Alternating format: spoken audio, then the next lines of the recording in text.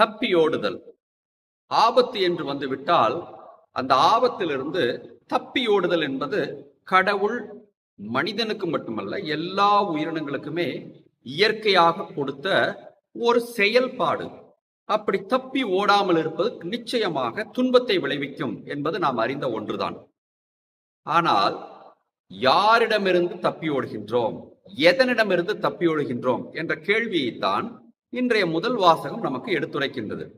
இன்றைய முதல் வாசகத்தில் யோனா என்ற இறைவாக்கினர் நமக்கு தரப்படுகின்றார். அவரும் தப்பி ஓடுகின்றார். எங்கு? கடலில் கப்பல் ஏறி கடவுள் சொன்ன ஓர் இடத்திற்கு செல்லாமல் வேறு ஒரு இடத்திற்கு தப்பி ஓடுகின்றார். யாரிடமிருந்து தப்பி ஓடுகிறார் தெரியுமா? இதுதான் கேள்வி. கடவுளிடமிருந்து தப்பி ஓடுகின்றார். அப்படி என்றால் என்ன பொருளாகின்றது? யோனா கடவுளை ஆபத்தானவராக கருதுகின்றார். ஆபத்தானவராக கருதியதால் தான் அவரிடமிருந்து தப்பி ஓடுகிறார் என்று தெரிய வருகிறது அல்லவா? நமக்குள் ஒரு கேள்வி, கடவுள் என்றைக்காவது ஆபத்தை தருவாரா என்று கேட்டால் இல்லை. கடவுள் அப்படி யோனாவுக்கு ஆபத்தை தந்தாரா என்று கேட்டால் அதுவும் இல்லை. அவர் சொன்னது ஒரு நல்லதைத்தான் செய்ய சொன்னார்.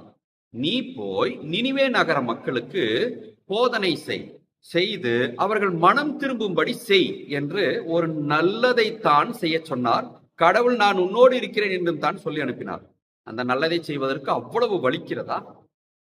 அப்படி என்றால் நல்லதிடமிருந்தும் நல்லதை கொடுக்கும் கடவுளிடமிருந்தும் அவர் தப்பி ஓடுகின்றார்.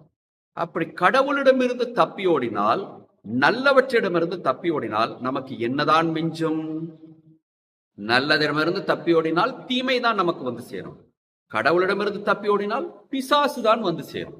இந்த இரண்டையும் தான் யோனா இறைவாக்கினர் இன்று பெற்றுக்கொண்டார். என்ன நடந்தது? அவர் தப்பி ஓடியதால் அவருக்கு நன்மை வந்து சேரவில்லை. அது மட்டுமல்ல, அவர் சார்ந்திருந்த அந்த படகிற்கும் மக்களுக்கும் கூட நன்மை வந்து சேரவில்லை, தீமைதான் வந்து சேர்ந்தது. பிசாசு கீழ்ப்படியாமை என்ற ஒரு குணத்தை அவருக்கு கொடுத்து விட்டது. ஆகவே நாம் ஒன்றை தெரிந்து கொள்ள வேண்டும். நாம் ஒரு காலம் நல்லதிடமிருந்தும் கடவுளிடமிருந்தும் தப்பியோடக்கூடாது. தப்பியோடினால் நமக்கு தீமையும் பிசாசும் தான் வந்து சேரும். அதற்கு மாறாக கடவுளோடு இருந்தால் கடவுளை போன்று நன்மையும் கடவுளும் நம்மிடம் வந்து சேர்வார் என்பதை யோனா வாழ்க்கையிலிருந்து தெரிந்து கொள்வோம்.